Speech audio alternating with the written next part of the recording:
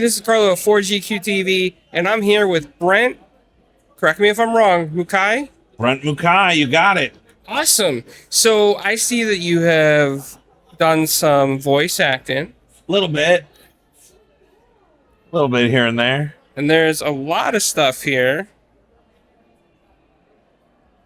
Fire Emblem, Solo Leveling, One Piece. A little bit of everything. What can I say? So what got you started into voice acting? What got me started? I mean, I wanted to do it. Like, I grew up on anime, I grew up on video games, I grew up on cartoons. I thought that it would be the coolest job in the entire world. And then I was like, but you got to be famous first. So then I was like, well, let me figure out how to act. So I started, went to school, went to college, learned film and theater acting, started doing improv, doing stand-up comedy also, like in Vegas, where so much of the world is entertainment capital, right? So, did a bunch of that and then found a school that taught voice acting, went into commercials and e-learnings and corporate stuff like that. But the dream was always to actually do the thing that I wanted to do. And when pandemic happened, world shut down, everything went online. I took advantage of that, took a bunch of classes, met all the right people, made the relationships and the friendships that I still have, luckily, to this day. And it all kind of snowballed from there. So what was the first anime you got your role in? Inspector. Nobody's heard of it. It's fine. It's about a girl who can talk to ghosts and solve ghostly crimes. Think of like if Law and Order SVU met Casper. That would be pretty close. That sounds interesting. I want to go see it now. It was a great show. I watched the whole thing. I thought it was great. And then after that, what would you say was your first big breakout role in anime?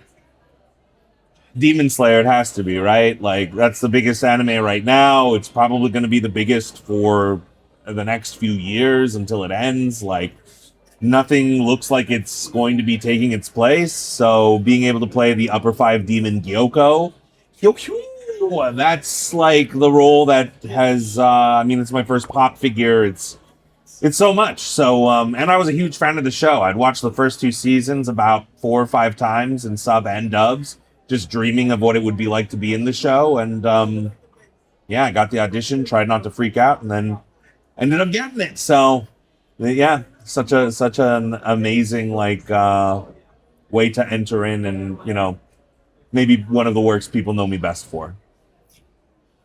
Growing up, did you have a favorite anime? Oh my gosh, growing up?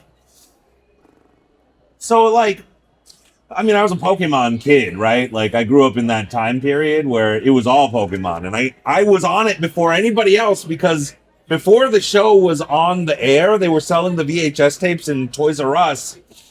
And I was like, yo, this looks so cool. Got it, watched the first, 3 episodes. All of you youngins, you don't know what that pain is like of having a VHS tape, but it can only hold 3 episodes. I was trying to describe it to my friends, and then it came out, was a humongous hit, and I was like, I was on this before all of you.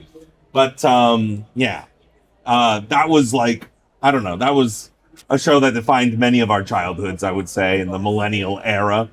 And then but I didn't know that was like anime. I just thought it was a cartoon.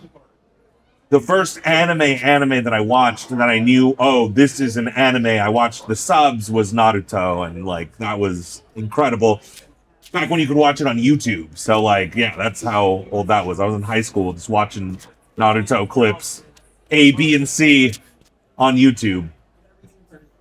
Is there any characters that you draw inspiration from? When you walk into the studio and you got a role, do you think back to your childhood and draw inspiration to any characters that you listen to? I draw inspiration from everything. And the thing is, you can't draw too much inspiration from the stuff that I grew up on because a lot of that, the times have changed, right? If you watch anime back then, you watch anime now, things are a lot more grounded. So I find myself drawing from a lot of the recent stuff, right? And I've been watching dubs and everything. I'm a huge anime fan.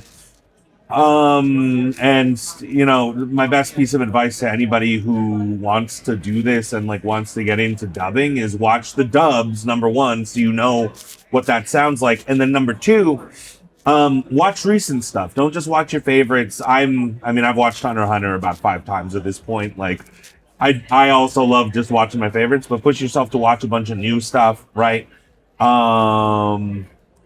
Yeah, that's it. Yeah, I draw from everything that I listen to, which is cool because now I get to listen to stuff and draw from, not only draw from it and you know use it creatively and artistically, but also I just love watching the medium. So yeah, I'm watching Dondadon right now, and it's like, you know, listening to the different voices and being like, what can I take away? Like, I think Ben Diskin's work is something that is like crazy. He plays the 3 aliens that hire my alien, and he plays like 3 very separate characters. And I'm like, ooh, could I do that?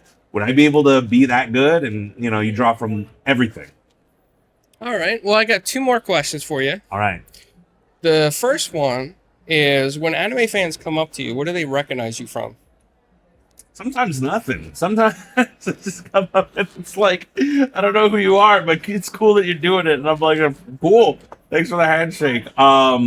Typically it's Demon Slayer. Now a lot more is Dondadon and Kaiju Number 8, which is really cool. So hopefully those shows are, you know, they're picking up. And, you know, Dondadon already got season 3. I believe Kaiju Number 8 has a season 3 brewing up right now. So yeah, and then Demon Slayer, it's still going, but spoiler alert, the demon dies, and I play the demon, so one of the... Oh, no! So I ain't coming back for that, but yeah. A little hard to come back for the new seasons and your head's chopped off. All right, so this one's a fun question. Our audience loves it, and it's kind of like an icebreaker we ask at the end. Okay, an icebreaker you ask at the end? The end! I don't know if that's an icebreaker. I think that's like a, what would that be? A magma breaker? Maybe. Anyways. Could be. I'm done with the dad jokes. Yeah, please, sorry to interrupt. What's up? What's up? Pineapple on pizza, yes or no? You mean for me or in general? For you. Yeah, I'll eat pineapple on pizza. It's fine. Like, my wife enjoys it a lot more. I'm from Hawaii, so it's like you can't be from there and not have some pineapple on your pizza, but not everybody in Hawaii agrees. Like, and for sure, it wasn't invented there either. It's not. It was invented in Canada. It's not like the ancient Hawaiians came on the canoes and were like, "We must invent a new type of pizza." I'm fine with it. Why not? To each their own. I don't personally like anchovies on anything. I ate one for the first time and almost threw up.